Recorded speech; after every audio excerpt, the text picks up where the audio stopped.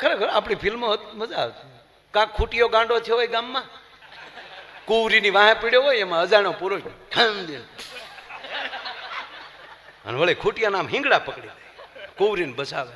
રાજા એમ કે કોણ હતો એ અજાણ્યો કુંવર, અજાણ્યો યુવાન, સભામાં હાજર કરો. માગી લે યુવાન, તે મારી દીકરી નહીં, મારું કાળજું બચાવ્યું છે. તમારી દીકરીનો હાથ આપી ગયો, જાણે પ્લાસ્ટિક નો હોય. રેવા ગયો મારા બાપુજી નહીં માને. એટલે હું હોટલનો વેઇટર છે જ માની જાય તારો બાપ. તું ટીપ દે એમાં.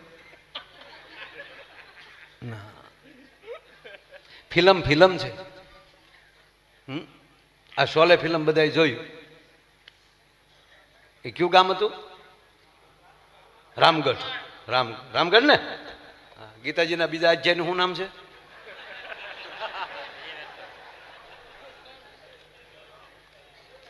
એક હૃદયથી કહું મારા બાપ, તમારા પગની રજ થઈને કહું કે ગીતાના શ્લોક યાદ ન રહે તો ચાલશે, પણ 18 અધ્યાયના નામ શું છે એ તો યાદ રાખી લેજો.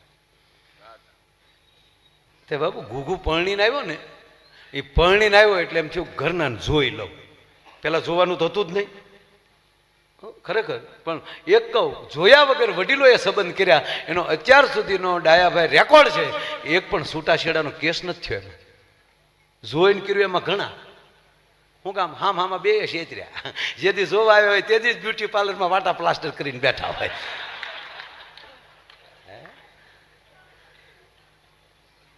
અને એમાં પહેલી વાર જે જોવા છોકરી છોકરો બે જોવા આવે ને, એ પહેલી વાર રૂમમાં બેઠા હોય ને, એ ત્રાહી નજરે જોજો, બહુ મજા આવે. આપણે એમ થાય કે આનાથી દુનિયામાં કોઈ ડાયાના પેટના જ નહીં હોય. એવા ડાયા, હા ડાયાથી જ બેઠા હોય. ઓલો આમ સામે એમ હોય.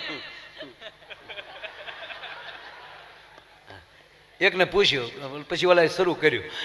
પૂછે તો ખરા ને કે તમારી એજ કેટલી થઈ? હું ક્યાં ઉંમર કેટલા વર્ષ? તમારી ઉંમર કેટલી? મારા બાન પૂછવાની ઉંમરની મને થોડી ખબર હોય.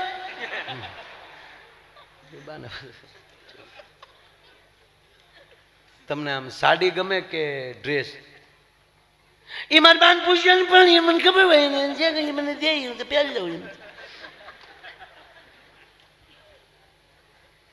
કે તમે ભણ્યા કેટલો? એ મારી બાન પૂછ્યો ને. તો ઓલો ઊભો થઈ ગયો. કેમ ભાગ્યા? એ તારી બાન પૂછી લે છે.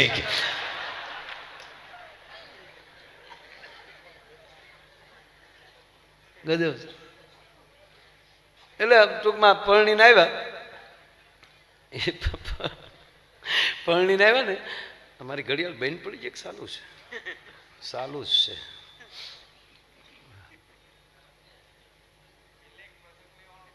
હા લઈશું પછી. પણ આ ઘૂઘું પરણીને આવ્યું એનું પૂરું કરું. કોડી કડે રમી લીધો. પણ બિચારાને એમ થયું ક્યારે ઘરના જોઈ લઉં. એટલે મહેમાનને જમી લીધા ને ઘડીક આમ જાય ને ઘડીક આમ જાય ને બધાને કહેતા જાય વાત હા થાક્યા વાગ્યા ભાઈ બધા ઠેકાણા પડે જાઓ. અને જ્યાં એકાંત મળ્યું ને તો જેમ બકરું ઝોકમાં જાય એમ ગળી ગયો. ત્યાં તો ઓલી દીકરી આમ ગણે થાપના પાસે બેઠેલી. આમ જા ઘૂંઘટ ખોલ્યો બાબુ, ત્યાં તો સકરી ખાઈને ઘૂઘો પડી ગયો. ડુંગળી જવડું માથું, ડાળિયાના દાણા જેવી આંખ્યું, વિહગ ભેહુને ભેગ્યું કરો એવો વાન, કાનકડિયા જેવા કાન, સકરિયા જેવી આંગળીયું. તા તો ભક્તિને પડી ગયો. હોય બાપા, આને હાટું ડીજે વગાડ્યું આપણે.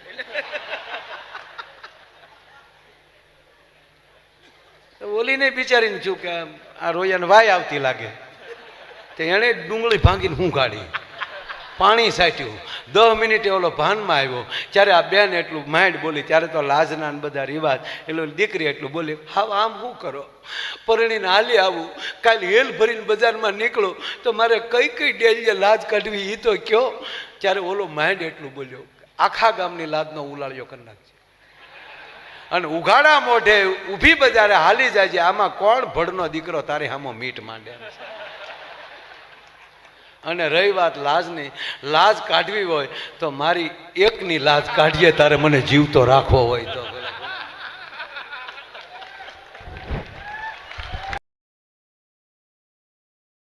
એવી ધોળકાની આ પવિત્ર ભૂમિમાં બાજુમાં જ ભગવાન ચંદ્રેશ્વર મહાદેવ બિરાજે છે. એવી એક પૂરા તત્વ સાથે જોડાયેલી આ નગરી, અનંત સાથે જોડાયેલી આ નગરી, જ્યાં અનેક કથાઓ રાણકી રાજાથી લઈ અને એના બે નગર શેઠની ઘોડે કામ કરનારા સાહેબ મહાપુરુષો વસ્તુપાલ અને તેજપાલ, ત્યાંથી લઈને વાઘેલા દરબારોથી લઈ અને જેનો સંપર્ક પાટણ સુધી હોય એવી એક આ દેવીત્વ વાળી ધરાવનારી ભૂમિ.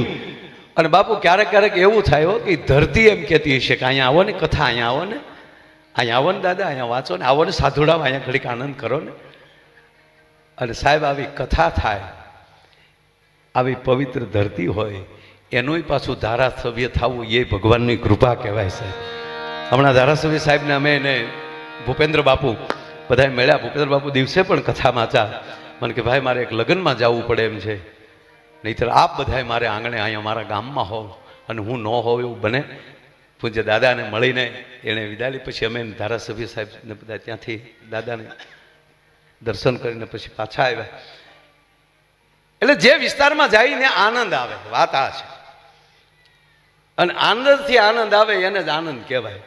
નકર નથી ઓલી કલબુ હાલતી, હું કેવી કલબ કે દાંત કાઢવાની, લાઇફિંગ કલબ, ગાંડા લાગે. હું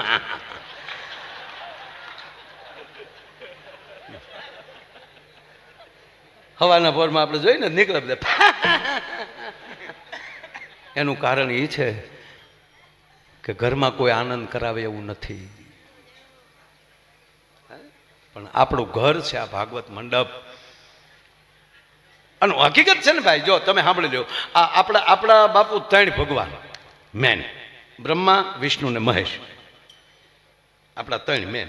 એનાથી કોઈ મોટું છે નહીં. મેં જ ક્યાંય ફેડ્યું નથી. ત્રણથી કોઈ મોટું નથી, પણ ત્રણેય મોટા શું કામ છે?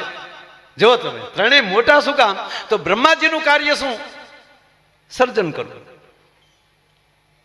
સૃષ્ટિનું સર્જન કરવું, નવું કંઈક બનાવવું. એ આ બ્રહ્માજીનો પરિવાર, આ પ્રજાપતિ.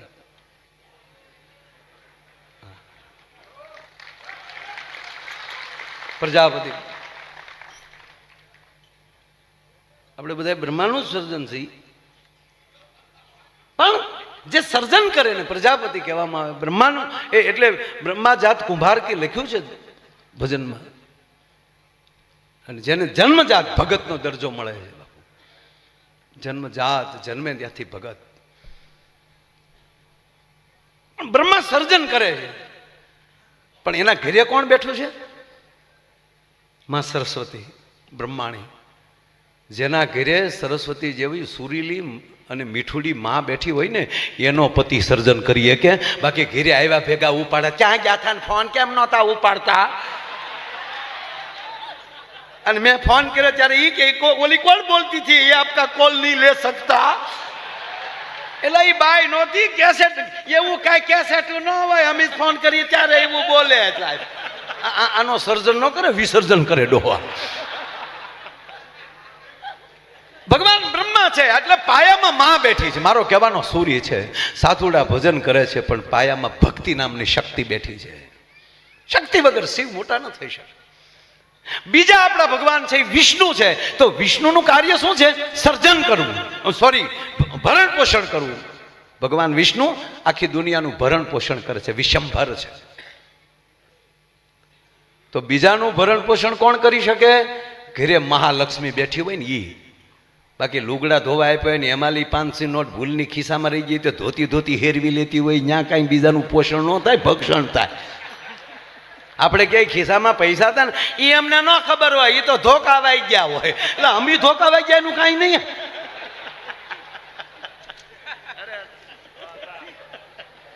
ભગવાન વિષ્ણુ સર્જન પોષણ કરે છે. એનું કારણ કે ઘરે મહાલક્ષ્મી બેઠી છે, 4 હાથ વાળી બેઠી છે. જાઓ હવે આવી કથાઓ કરો, અમે બેઠ્યું છીએ. આ લક્ષ્મીઓ બેઠ્યું છે ઘરે. મગર ઘરેથી એટલું થઈ જાય કે એવું આપણે નથી કરવું, એટલે ટાટર પડી જાય. હો હાવ હા, કારણ કે આપણે હરખ પુદુડા તો હોય જ. બાપુ તમને આવી ન ખબર હોય, એ અમારી સંસાર કી બાત હૈ. ખાલી ઘરનાએ એવું કીધું હોય ને કે આ કલરના જબામાં તમે બહુ સારા લાગો છો તો વી હિવડાવી નાખ્યા હોય. અત્યારે તો અમે એડવાન્સ.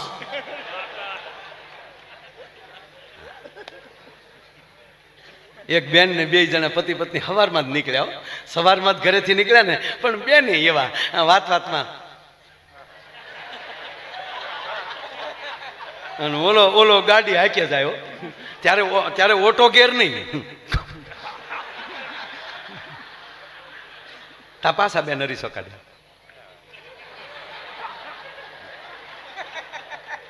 આ તો ઓલો આમ ગુલ્ફી ગોળે ઓગળતો જાય. આપણે એમ થાય કે આગળ ડબલે ડબલે ડોલમાં ભરવો પડશે. ત્યાં પાછા બોલ્યા આ તો તમે મને એવા લાગો. ત્યાં તો સીધો બાપુ સોનીના શોરૂમમાં ડાયમંડ જડિત હાર લઈ લીધો. પાછા ઉપડ્યા, સારા રેસ્ટોરન્ટમાં જમ્યા. જમીન પાછું આ તો તમે મને એવા લાગો. ત્યાં તો બાપુ કપડાના ઓલામાં હાડીઓ ડ્રેસ. હાજે ઘીરે આવ્યા ત્યારે કીધું આ તો તે મને એવા લાગો. ઓલો કે હવે તો કે કેવા લાગો. આવી જ રીતે મારા બાપા આમ જ મને લાડ લડાવતા, મારા બાપા જેવા.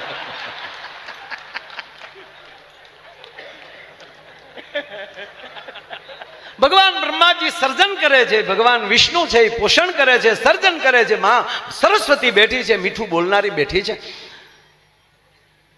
ભગવાન વિષ્ણુ ભરણ પોષણ કરે છે. શું કામ? ઘરે મહાલક્ષ્મી બેઠી છે, 8 હાથે હોય. હું તો બહેનોને કહું છું કે આ ગરબા, નવરાત્રિના ગરબા તમે રમો જ છો, બધા રમજો, પણ માના ફોટા સામું જોજો. માં ભગવતીના ફોટા સામું જોવો તમે બાપુ. 8 હાથ વાળે અષ્ટભુજાળી, 8 હાથ છે માને, પણ એક હાથમાં મોબાઈલ ભાડો મને કહેજો.